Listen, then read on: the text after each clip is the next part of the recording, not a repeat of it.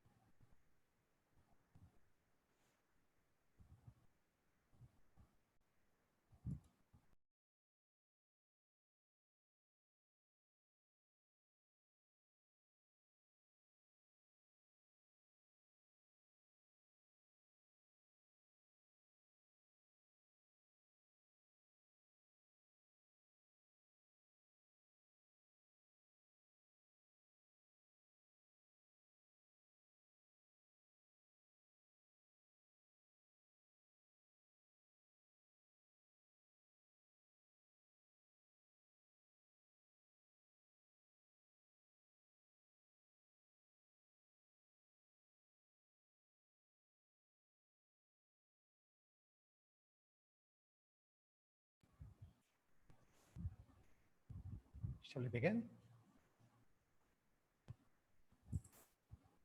Yeah, I think we can start. Okay, so welcome back. I hope you folks could get a little break. So we resume our third industry conclave on financial analytics organized by RBCDSAI in collaboration with American Express Dart Lab here at IIT Madras. My name is Raj Srinivasan, and I will be chairing this part of the program. So this evening, we have 3 talks lined up for you to follow the scintillating session we had in the morning.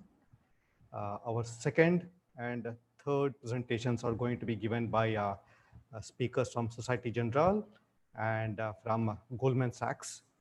But before we go there, we will start with a presentation by Dr. Fredrick Jamail. So like any data analytics problem, the interesting aspects always come out from the outliers. I would say perhaps Fred is sort of an outlier to most of the demographic who are attending today's conclave. Fred has a background in medicine. He received his Doctor of Medicine in France, and subsequently did a postgraduate diploma in psychiatry, becoming a specialist in addictology. Subsequently, after practicing that in that field for a few years, Fred moved to Hong Kong, where he has founded a number of companies, including Bright Nation. And these companies broadly work in the area of cognitive modeling and neuromorphic systems. Today is going to be talking about how risk appetite of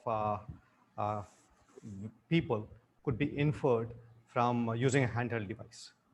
Without further ado, let me introduce Fred. Fred, the stage is yours. Thank you, Raj.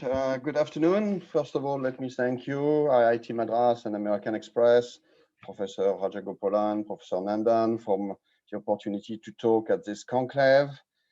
As a trained physician specialized in addictive behavior, I will introduce today a novel method and system for individual risk profiling based on a neuromorphic artificial neural network.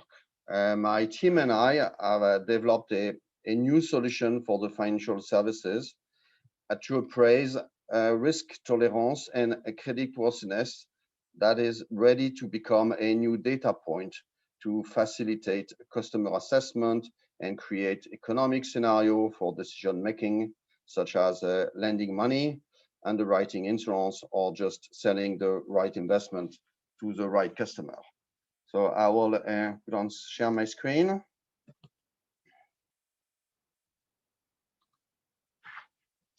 All right.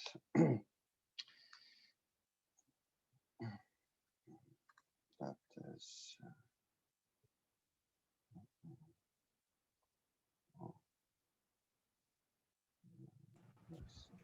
I want to reduce the panel.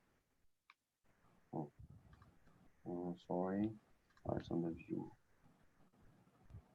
Speaker view.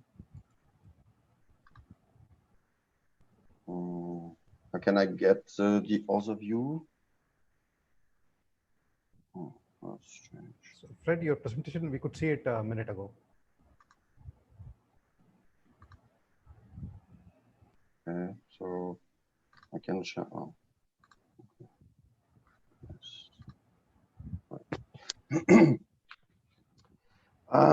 So today we'll present an AI-driven. I want to reduce this thing. Oh, yeah, okay. We would be presenting an AI-driven performance test to deliver a customer profile with three main data points: the risk tolerance, the emotion metric, and individual creditworthiness for the financial service industry.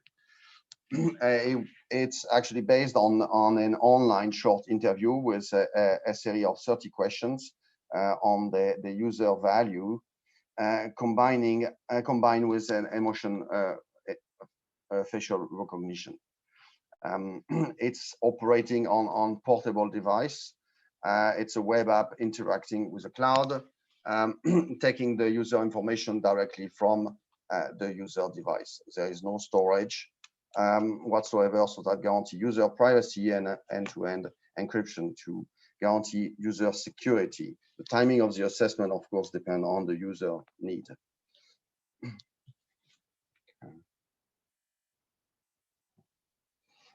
We have built a functional link between emotions and a cognitive tag, which is opening up a new field of online and offline tool for understanding user response and vectorizing results. That is the link between some companies are into the emotional space, like Effectiva or Realize, and the cognitive assessment, such as Gartner or Nielsen. Our ambition is to put together those two inputs. Why? Why is because you may have noticed that there was 3 Nobel Prize in economics. Psychology plus economics equals neurofinance. Professor Kahneman in 2002 was a psychologist who first introduced the concept. Then Robert Schiller and Richard Thaler are both a behaviorist, like I am. And what did they tell us? All financial crises are driven by the same irrational decision-making patterns. So emotions are common to all humans. They cannot be ignored. Instead, we must find a way to compute emotion and cognition together and build a model to use the result. That's what we are aiming to. Our assumption is that the answer to our performances can describe the risk tolerance of the subject, while the degree of correlation between the emotional response and the cognitive questionnaire can become an indicator of the worthiness of the subject. Based on this assumption, we developed a machine learning framework for personal risk profiling assessment, which combines traditional neuroscience and the recent advancement of neuromorphic intelligence, especially neural networks. And we are using only real data. Self-profiling protects consumer data. This is one of our other assumptions. So we built this application called SCORE. It's a mobile-based application that enables service providers to gain a comprehensive understanding of their customer emotional and cognitive reaction at a personal and group level. So this is a multifaceted technology. We hope to become a gold standard in the risk profiling space. It's a cloud-based infrastructure that is portable, transportable, where the data are located in the region of the user. There are diverse applicability. The user owns the data. It will become an AI as a service. So to achieve that, it was quite a challenge. First, we have to build a proprietary pre-tag question bank. So because of my education, I was specialized in a test called the TCI of Cloninger, which is introducing the biosocial concept and the main traits of personality, such as harm avoidance, reward dependence, and novelty seeking, and on not only describing, but also proving that there is a genetic link between those traits and the DNA.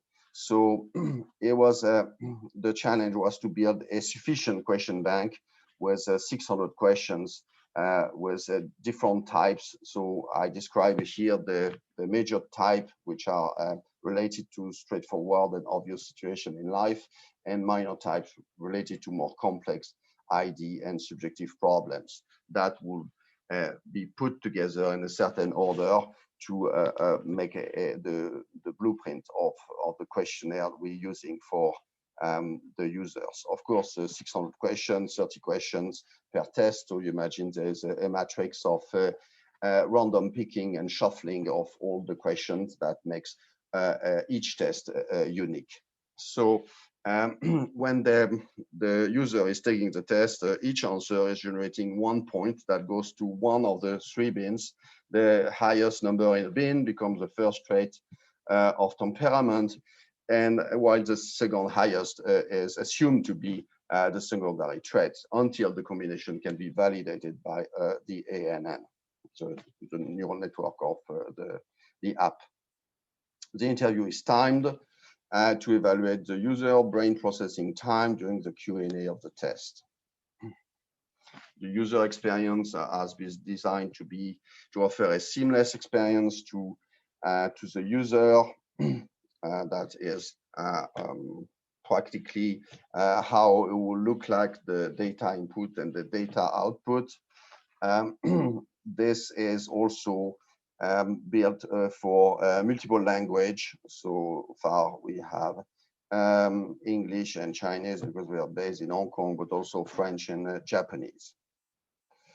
What we are using for the assessment of the emotional part is a a very unique proposition from the Hong Kong University of Science and Technology called the MIMA-MONET, which was published at AAAI last year 2 times. This is the abbreviation for macro motion net.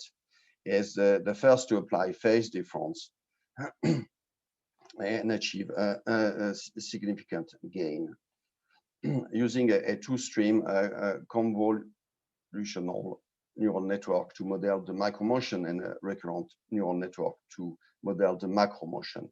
Macromotion and micromotion are defined as emotion-related facial motion in the micro and macro time scales. The net samples a sequence of snippet as the input and returns a valence arousal estimation for each snippet.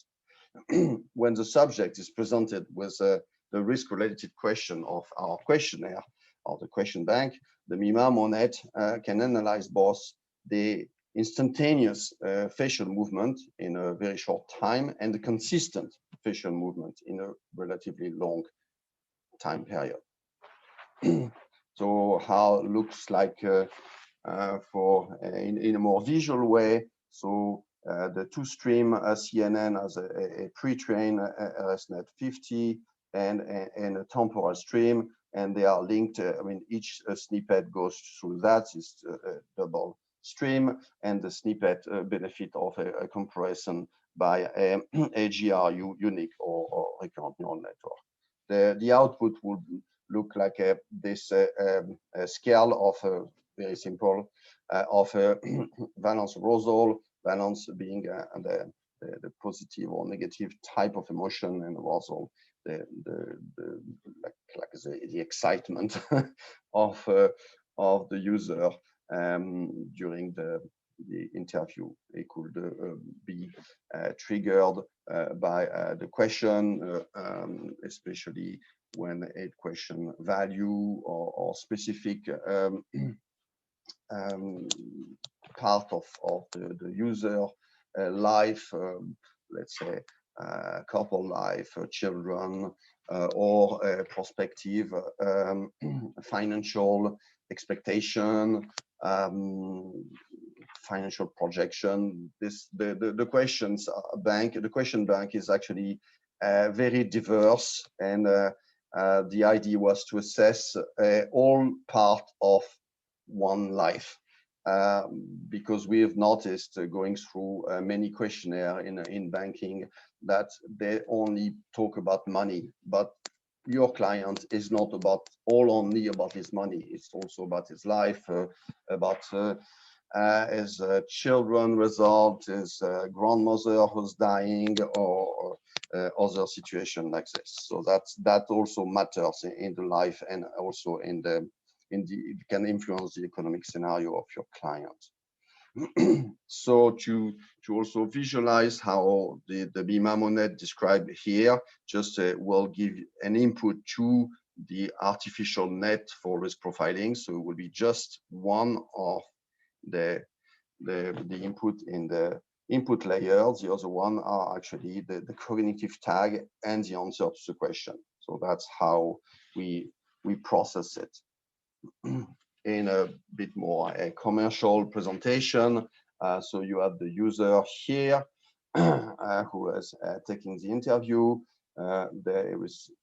We received the input, which is the sum of the video interaction and the question that will build for each question a pair. The pair will be sent to backend for processing. The video emotion recognition system will build the input, the emotional input that will be put together with the other input, and will end up to build this cognition emotion link that will enable the machine learning framework to deliver customer profile, customer experience audit, engagement advice, but it's not limited to that. How the proprietary technology calculates the individual worthiness index, it's actually based on what you just saw. Additionally, we can describe it in more details to explain that the worthiness is the summation and or actually the multiplication of the other score, which is the AI risk tolerance, with the credibility. What we call credibility is a score related to the proportion of question skipped or failure to capture the creative frame for recognition. So the formulation would be the inverse of that. The thinking style is actually the underlying user brain signal propagation. It's of course relative to the tested population. So we define several categories according to the standard deviation of this population. And the emotion metric is the AI, the MIMA monet, which also delivers a confidence score. So let's talk about business. In terms of a new data point for financial services. So SCORE API as an intelligent profiling for pioneering AI-based risk assessment, user economic scenario planning and control, aim at making banks smarter through neurofinance-based deep learning. Here we describe a mechanism that will be the interaction between the customer who is feeding the score and the bank who is reviewing the score. So it could apply to credit scoring as a service, part of the eKYC as well, if it could be seen as a review process, as a knowledge process of the customer through this video-based assessment, and also be used for customer engagement. We, Bright Nation, have been a founding member of the New RegTech Association of Hong Kong. That is only a 2 years old association that include already a couple of important members, such as Deloitte China, TransUnion, Dun & Bradstreet, and Shinewing, which is a very Chinese company, and a lot of smaller startups. Some are actually quite important already. We, Bright Nation, are actually one of the only company who is really working on personal data computing for regulatory compliance. Putting together this SCORE app is to make a compromise between consumer protection and risk management. So that's the idea of this progressive development of a conduct and consumer protection, going to lead to more risk management on the business side, on the FSI and financial control that could be extended at a certain time to the regulators. Of course, our journey to build this application was not without any challenge. We observed a certain number of technical limitations. Some of them are user dependent. The demographic sensitivity. If we incentivize the user to take the test, so we have a selection bias. I mean, incentivized by money. The user agility with new technology could be challenging, and the fear of picture taken, even we can guarantee we're not taking them, it's still raising some eyebrows. Server dependent limitation. Serverless computing has a high cost of processing, so and the storage in local centers of the demographics require 24/7 access. So that can bring also some cost of operation challenge, but so far Amazon Web Services was very cooperative to reduce the cost of the server processing. Network dependent, of course, as a web app for a portable device, you need a good Wi-Fi, or you be on your 4G network. You may have problem with firewalls and limited bandwidth. Browser dependent, that's another conundrum.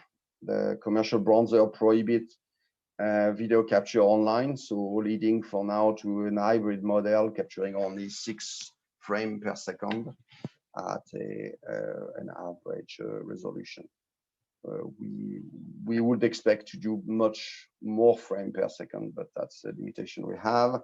And last but not the least, we just discovered that there's limitation on the data sets, such as the MIMA monet was trained using a data set made of emotional expression of white Caucasian only.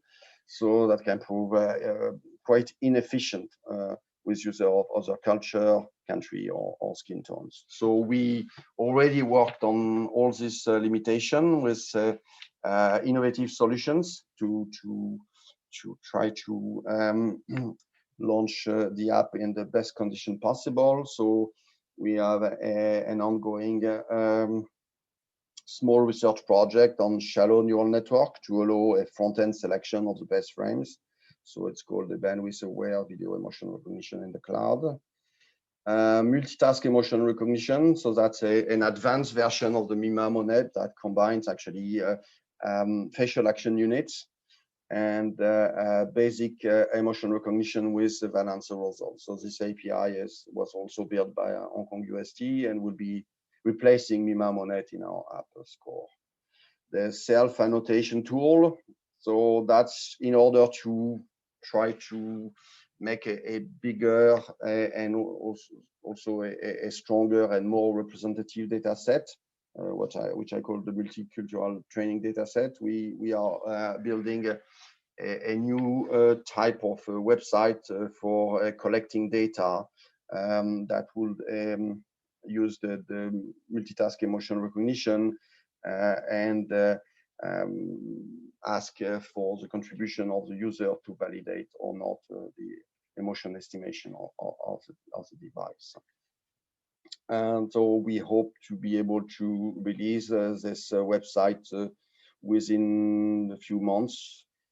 So we hope to be able to contribute to this collection of data set in India with IT, and we have also another pilot with RecTech Africa and University of Lagos in Nigeria.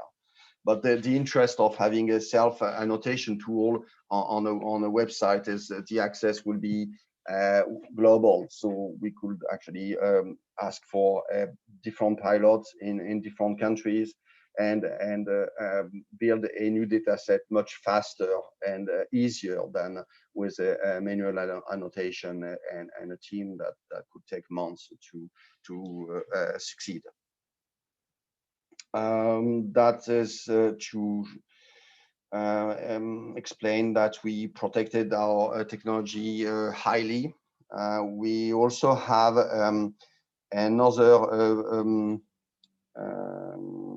extension of this method for neuropsychological performance test, which is an informed decision-making unit that will be using the output of the performance test to train different other networks for decision-making and decision processing, including planning. So that's how we believe the economic scenario will take life, and the interest for investment management will be higher than ever, because if we succeed at modeling the decision making, there is an obvious application for investment. we also copyrighted all of our programs. So thank you. I was a bit shorter than planned. So if you have a question for me, I'll be happy to answer them. Thank you very much. Thank you, Fred. That was a very interesting, thought-provoking presentation. We have received a number of questions, but before I start asking them to you, I would also encourage people to post any questions, comments, or clarifications that they require from the presentation, either on the YouTube chat board or on the Zoom link, depending on where you're logged in from. So thank you very much. So let me go to the first question, Fred. So question number one says, how do you plan to quantitatively validate the usefulness or the efficacy of this framework? We are doing that. We have ongoing pilots with commercial companies for small lending, for lifestyle. So that's what we are doing currently. Right. Okay. And that kind of leads on to the next question here, and that is, what are some use cases in the financial sector which are not necessarily customer facing?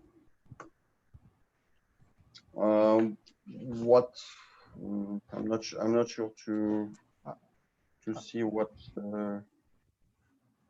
this, for example, is a mechanism that is not customer facing, and the application in what is called RegTech or regulatory technologies are definitely not consumer facing. But I'm not sure what is. I'm not sure to understand. Perhaps you could explain that a little bit. How would this be used? How this technology could be utilized in a regulatory context? For third-party monitoring and risk management, credit risk management, stress testing, economic scenario generator. So it brings a new data point that is much more independent than it used to be. That's our take. Our proposition is to bring something that is independent and not controllable and based on real data, on the user data only. So that is a very attractive change comparatively to what is still in place in many financial institutions.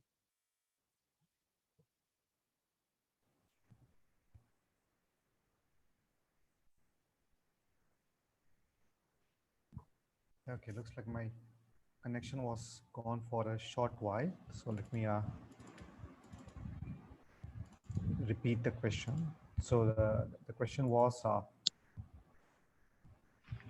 in terms of regulatory applications, could you explain how this kind of a technology could be utilized for risk profiling in a non-consumer facing fashion? You mean in credit risk management for banking? Because RegTech includes consumer protections. Okay, it's what to say, client facing. Then risk management. So risk management is non-client facing, such as underwriting, insurance, lending money, algorithm for lending money. But it could be also to validate onboarding and also facilitate offboarding, monitoring customer behavior. Mm-hmm. Excellent. I think there are a couple more questions this time looking at the going to the engine behind the technology. So first question is, what's the probability of false negatives since errors could be costly?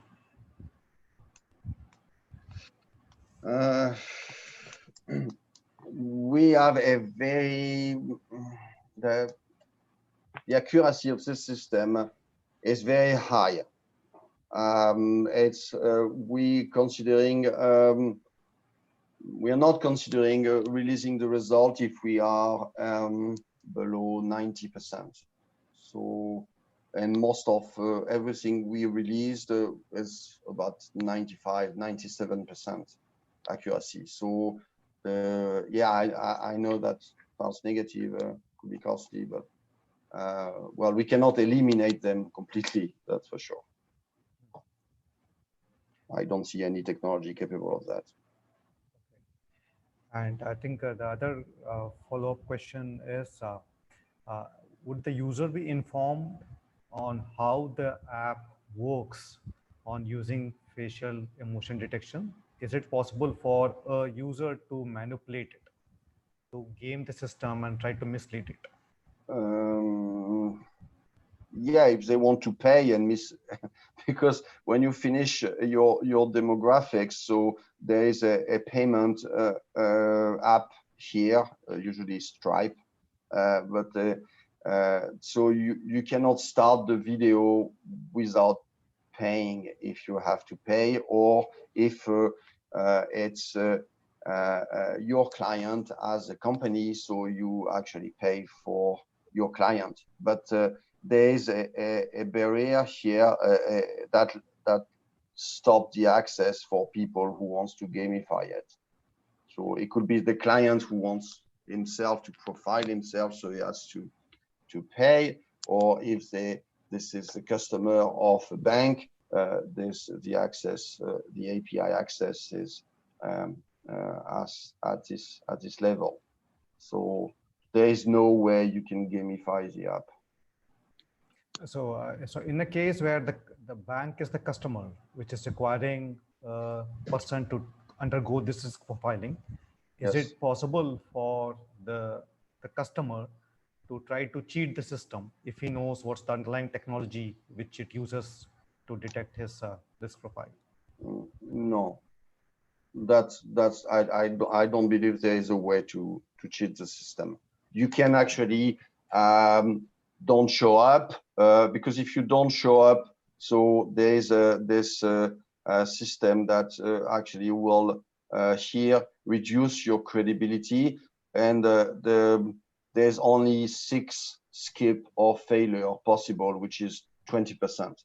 So if you don't show up in the frame, or if you really skip the question or answer whatever, it's not very smart, because at the end of the day, the score is very complex. So it's like this multiplication of different output. It will not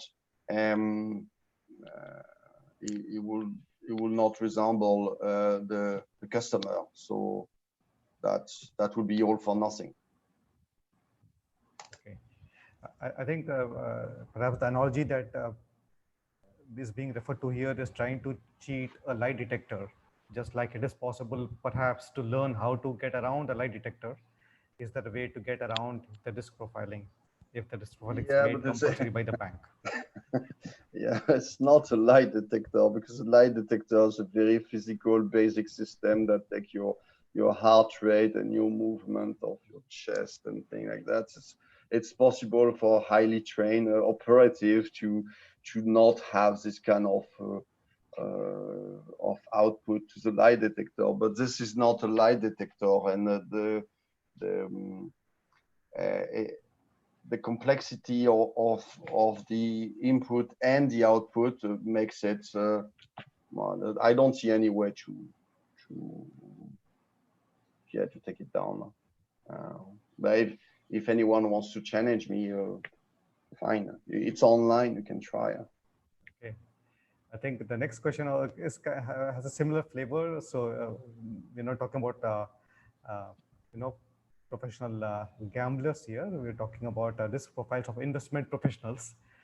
Given that they are taking these kinds of decisions on a daily basis, would their inputs, their emotional signatures, as visible from the face, would they become kind of used to the context and therefore not give a clear indication?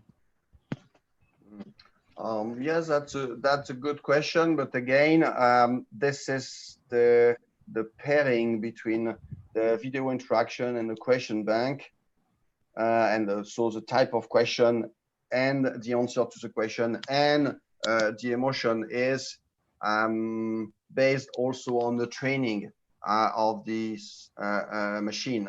So that's why we want to improve the data set, so we can have all kind of people. Some of them like you just described could be used to cheat and be pathological gamblers or stock operator gambling professional.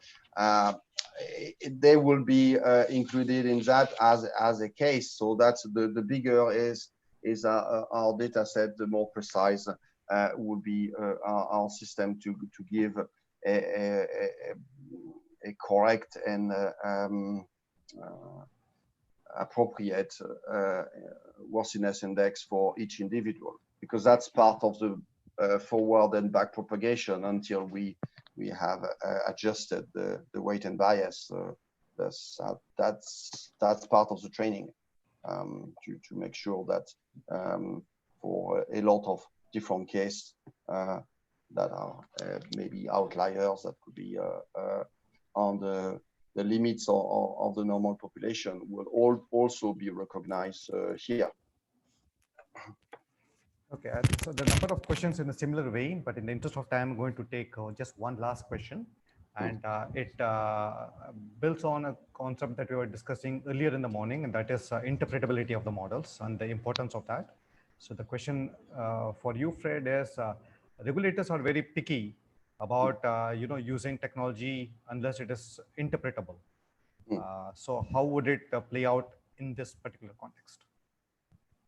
How will what? So you're using a neural network. Yeah. Is it interpretable? Would we know when it's recommending a particular action, why it is giving that decision? I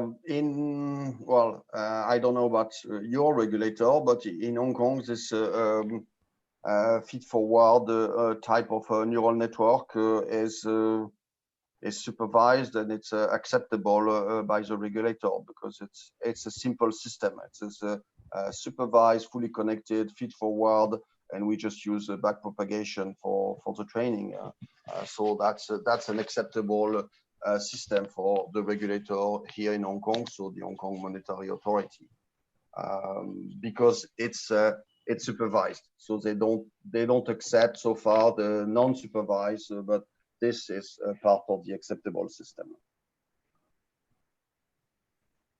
Okay, very good. I think we are again, as I said, many more questions, but in the interest of time, we will stop here.